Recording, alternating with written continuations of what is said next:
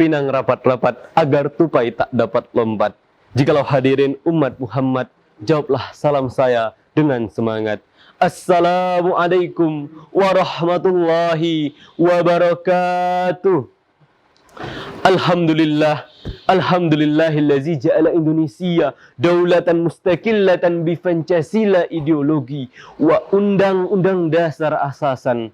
Asyhadu an la ilaha illallah wa asyhadu anna Muhammadan abduhu wa rasuluh la nabiyya wa la rasula ba'da amma ba'du. Para hadirin yang dirahmati Allah, alhamdulillah kita masih dapat bertemu kembali dengan bulan yang penuh keberkahan ini. Alhamdulillah kita masih diberikan kesempatan untuk melaksanakan ibadah puasa di bulan yang dirahmati ini. Semua itu tak luput karena karunia, hidayah dan rahmat dari Allah Subhanahu wa taala. Maka sebagai hambanya sudah sewajarnya dan sudah seharusnya kita untuk selalu mengingat kepadanya. Bila kita diberikan rezeki salah satunya dengan umur yang panjang, maka tak lupa kita mengucapkan hamdalah, alhamdulillah. Salawat serta salam tak lupa kita sanjungkan kepada baginda besar kita, Nabi kita, teladan kita, idola kita, Nabi Muhammad sallallahu alaihi wasallam. Yang mana meskipun kita belum pernah berjumpa dengan beliau, namun yakinlah bahwa kerinduan kita kepada beliau sangatlah besar. Dan semoga kelak kita dipertemukan dengan beliau di telaga yang bila mana diminum airnya seteguk saja, niscaya akan hilang dahaga selamanya. Beliau adalah pelipur lara di kala duka, pengobat kalebu di kala rindu, dan penenang hati di kala tersakiti.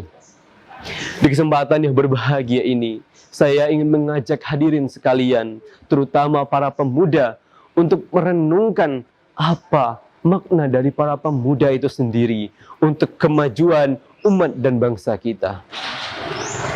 Kita tahu bahwa para pemuda adalah generasi penerus bangsa. Mereka lah yang kelak akan melanjutkan estafet perjuangan bangsa ini. Mereka para pemuda yang nantinya akan melanjutkan cita-cita perjuangan bangsa Indonesia ini. Lantas apa bekal yang harus kita siapkan untuk para pemuda ke depannya? Yang menjadi bekal utama tentunya adalah ilmu. Allah Subhanahu wa taala berfirman dalam surat Al-Mujadalah ayat 11 yang berbunyi, wa iza kilan suzu fangsuzu yarfa'illahu allazina amanu minkum wallazina utul ilma darajat wallahu bima ta'maluna khabir. Wa iza kilan suzu fangsuzu yarfa'illahu allazina amanu minkum. Niscaya Allah akan meninggikan derajat orang-orang yang beriman di antara kamu. Maka bersyukurlah kita terlahir dalam keadaan beriman. Bersyukurlah kita terlahir dalam keadaan seorang muslim. Karena di luaran sana begitu banyak orang-orang yang belum Allah berikan hidayah Islam. Banyak orang-orang yang belum mendapatkan hidayah iman di diri mereka. Maka bersyukurlah kita yang terlahir dalam keluarga muslim. Namun yang menjadi renungan juga bagi kita para hadirin sekalian. Apakah saya memeluk Islam hanya karena keluarga saya memeluk Islam? Apakah saya menjadi muslim karena orang tua saya seorang muslim? Ataukah kita beriman dan meyakini Islam dengan iman dan Islam yang sebenar-benarnya kepada Allah Subhanahu wa taala? Dan Allah lanjutkan pula pada ayat tersebut, wallazina utul ilma darajat, dan mereka yang memiliki ilmu beberapa derajat. Sungguh luar biasa bagaimana Allah menyebutkan bahwasanya orang-orang yang berilmu Allah tinggikan mereka beberapa derajat dibandingkan orang-orang yang tidak memiliki ilmu. Maka ini menjadi bukti besar bahwasanya ilmu memiliki peranan yang sangat penting. Bagaimana jikalau para pemuda kita bekali dengan ilmu, dan di antara ilmu yang paling baik adalah yang didasari oleh Al-Quran dan As-Sunnah. Ilmu-ilmu yang mengajarkan tentang akidah, adab, akhlak, dan muamalah. Dengan ilmu tersebut niscaya kita mampu mempersiapkan para pemuda yang mampu bersaing di masa depan. Bayangkan hadirin sekalian, jikalau para pemuda di masa sekarang tidaklah memiliki ilmu, jikalau para pemuda tidaklah memiliki ilmu, niscaya mereka akan tersesat dalam lembah kesesatan yang gelap nan tak berujung. Kita lihat para pemuda di masa sekarang Mereka lebih senang nongkrong sana-sini. Mereka lebih senang mabuk sana-sini dibandingkan menjalankan perintah agamanya.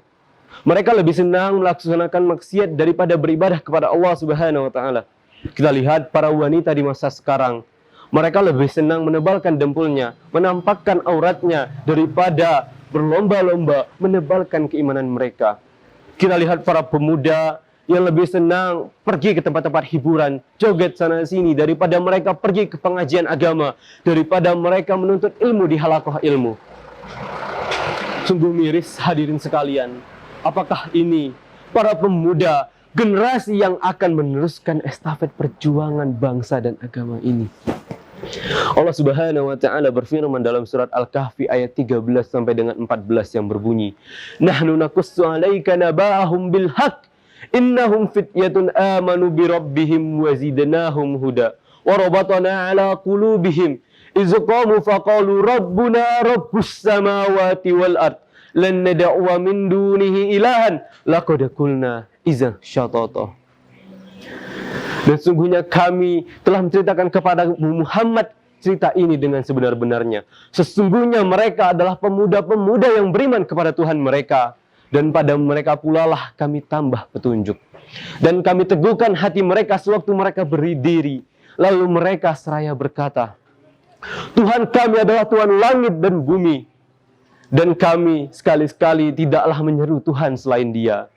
Jikalau kami telah melakukan hal yang demikian, maka niscaya kami telah jauh dari kebenaran. Kemajuan suatu negeri bergantung pada para pemudanya, pada para generasi penerus bangsanya. Negeri yang besar seperti Indonesia ini membutuhkan para pemuda yang mampu bersaing di kancah internasional, para pemuda yang mampu memberikan peran untuk negeri. Maka jadilah para pemuda yang unggul untuk kemajuan negeri kita. Jadilah para pemuda yang mampu memberikan kontribusi besar untuk kemajuan umat dan juga negeri.